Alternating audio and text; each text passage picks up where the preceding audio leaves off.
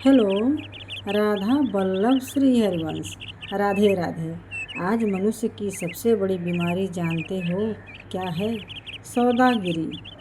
हम लोग भगवान से भी सौदागिरी करने चले हैं। मंदिर जाते हैं, 5 रुपए का नारियल चढ़ाते हैं और बप्पा के सामने खड़े होकर 5 लाख की लिस्ट थमा देते हैं।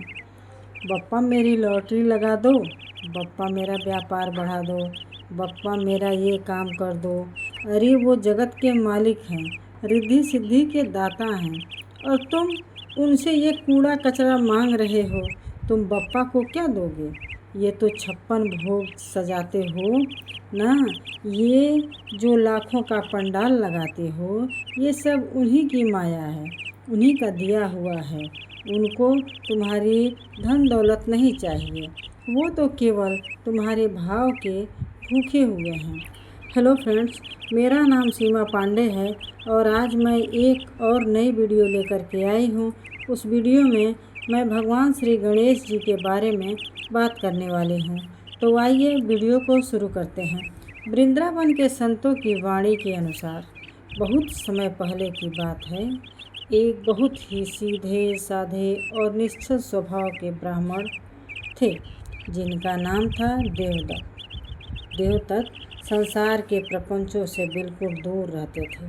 उनके जीवन का केवल एक ही नियम था, सुबह से लेकर शाम तक उठते बैठते खाते पीते निरंतर अपने मुख से ओम गंगणपते महामंत्र का जप करना। संसार की नज़रों में देवदत्त के पास न तो बड़ा घर था, न बैंक बैलेंस था और न ही कोई सुख सुविधा। वे फटे पुराने कपड़े पहनते और जो मिल जाता उसी में संतुष्ट हो जाते। उसी गांव के कुछ लोग जो केवल बाहरी कर्मकांड और दिखावे को भक्ति मानते थे, वे देवदत्त से कहते, अरे देवदत्त, तुम कैसे भक्त हो? न कभी बप्पा के लिए बड़ा पंडाल लगाते हो, न 56 भोग का प्रसाद चढ़ाते हो, न कोई बड़ा अनुष्ठान करते हो, बस 24 घंटे जीभ हिलाते रहते हो। ऐसे सूखी रट लगाने से भगवान ना ही प्रसन्न होंगे और ना ही वो तुम्हें प्राप्त होंगे। देवदत्त मुस्करा कर कहते, भाई, मेरे पास बप्पा को देने के लिए धन नहीं है। महाराज जी कहते हैं कि भगवान को 56 भोग नहीं बल्कि प्रेम की भूख होती है। मैं अपनी हर सांस उनके नाम की आहुति में दे रहा हूँ। मेरे बप्पा इसी से रीझ जाएंगे, प्रसन्न हो जाएंगे। एक बार देवदत्त के जीवन में कुछ कठिन समय आया। वे गंभीर रूप से अस्वस्थ हो गए। शरीर में इतनी भी ताकत नहीं बची थी कि वे उठकर 2 कदम चल सके। भूख प्यास से कंठ सूखने लगा। अक्सर ऐसी परिस्थिति में बड़े बड़े साधकों का मन विचलित हो जाता है। मन में विचार आता है कि मैं रात दिन उस ईश्वर का नाम लेता हूँ, फिर मेरे साथ ऐसा क्यों हो रहा है? सच्चा भक्त अनुकूलता और प्रतिकूलता दोनों को भगवान का विधान मानकर स्वीकार करता है। देवदत्त उस असहनीय पीड़ा में भी रोए नहीं। उन्होंने बप्पा से यह नहीं कहा कि मेरी बीमारी ठीक कर दो, बल्कि उन्होंने अपनी आंखें बंद की और टूटी हुई आवाज़ में और तेज से जपने लगे, गंगणपते नमः, गंगणपते नमः। उनके मन में बस एक ही भाव था कि चाहे प्राण छूट जाए पर बप्पा का नाम नहीं छूटना चाहिए। आधी रात को जब देवदत्त दर्द से तड़प रहे थे, तभी उनकी कुटी के भीतर एक परम तेजस्वी भारी शरीर वाले संत ने प्रवेश किया। उनकी आंखें करुणा से भरी हुई थीं और उनके मुख पर एक अद्भुत तेज था। उन संत ने देवदत्त के सिर पर हाथ रखा। हाथ रखते ही देवदत्त के शरीर की सारी पीड़ा, सारी जलन तुरंत शांत हो गई। उनके भीतर एक असीम आनंद का संचार होने लगा। देवदत्त ने उठकर उन संत के चरण पकड़ लिए और कहा, महाराज, आप कौन हैं?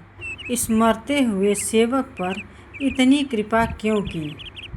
उन दिव्य संत ने गंभीर और मधुर वाणी में कहा, देवदत्त, मैं तुम्हारी परीक्षा लेने आया था, लेकिन मुझे संसार की सुख सुविधाएं, धन दौलत, निरोगी काया और वासनाएं मांगते हैं। जब उन पर विपत्ति आती है तो वे मेरा नाम लेना छोड़ देते हैं और शिकायत करते हैं। पर तुम धन्य हो, तुमने इस भयंकर कष्ट में भी मुझसे कुछ नहीं मांगा, बल्कि केवल मेरा नाम पकड़ रखे। जैसे ही उन संत ने यह कहा, देवदत्त को उनके भीतर साक्षात एक दंत लंबोदर चतुर्भुजधारी श्री गणेश जी के दर्शन होने लगे। बप्पा के उस साक्षात विग्रह को देखकर देवदत्त की आंखों से प्रेम अश्रु की धारा बहने लगी। देवदत्त रोते हुए बोले, बप्पा, मुझे इस नश्वर शरीर का सुख नहीं चाहिए, मुझे धन दौलत भी नहीं चाहिए। बस आप मुझे ऐसा वरदान दीजिए कि मेरी आखिरी सांस तक आपका यह नाम मेरी जीभ से कभी नहीं छूटे। गणेश जी देवदत्त के इस निस्वार्थ भाव पर अत्यंत रीझ गए, प्रसन्न हो गए। उन्होंने कहा, देवदत्त, जो मेरा नाम जपता है उसका योग क्षेम मैं स्वयं वहन करता हूँ। तुमने संसार को छोड़कर मुझे चुना है। अब से तुम्हारे प्रारब्ध के जितने भी दुख हैं उन्हें मैं अपने ऊपर ले लिया है। इतना कहकर बप्पा अंतर्ध्यान हो गए। देवदत्त पूरी तरह स्वस्थ हो गए, लेकिन अब उनके जीवन का स्तर बदल चुका था। उन्हें संसार के किसी वैभव की इच्छा नहीं रही। वे बप्पा के प्रेम में पूरी तरह डूब गए थे। अभी आपने जो चरित्र सुना, क्या वो सिर्फ एक कहानी थी? नहीं, यह भक्त देवदत्त और बप्पा के बीच का वो परम सत्य है जिसे आज का संसारी मनुष्य समझ ही नहीं सकता। ठाकुर जी हो या बप्पा, तुम्हारी दौलत, सोना चांदी, 56 भोग के भूखे नहीं हैं। वो तो केवल तुम्हारी शुद्ध भाव और प्रेम के भूखे हैं। जरा सोचिए, देवदत्त इतनी भयंकर बीमारी से टूट रहा था, उसने फिर भी बप्पा का नाम नहीं छोड़ा। वो बप्पा का नाम रटता रहा। उसका भरोसा था बप्पा पे। और आज हमारा भरोसा कैसा है? सुबह पूजा की और शाम को कोई दुख आ गया तो हम तुरंत बप्पा से शिकायत करने लगते हैं कि हमने आपकी इतनी भक्ति की, इतनी श्रद्धा के साथ, फिर हमें ये दुख क्यों मिला? तो फ्रेंड्स, आज इस कथा से अपने भीतर एक संकल्प ले जाइए कि जीवन में चाहे जितना भी बड़ा दुख आ जाए, हम बप्पा का दामन और उनका नाम कभी नहीं छोड़ेंगे। तो फ्रेंड्स, यही रही हमारी आज की वीडियो। यदि मेरी वीडियो पसंद आए तो वीडियो को लाइक करें, चैनल को सब्सक्राइब करें और कमेंट में लिखें गणपत बप्पा मोरया। तो friends, thanks for watching. Radhe Radhe. जय श्री गणेश भगवान की जय। बोलो श्री शिव परिवार की जय, भोलेनाथ की। राधे राधे।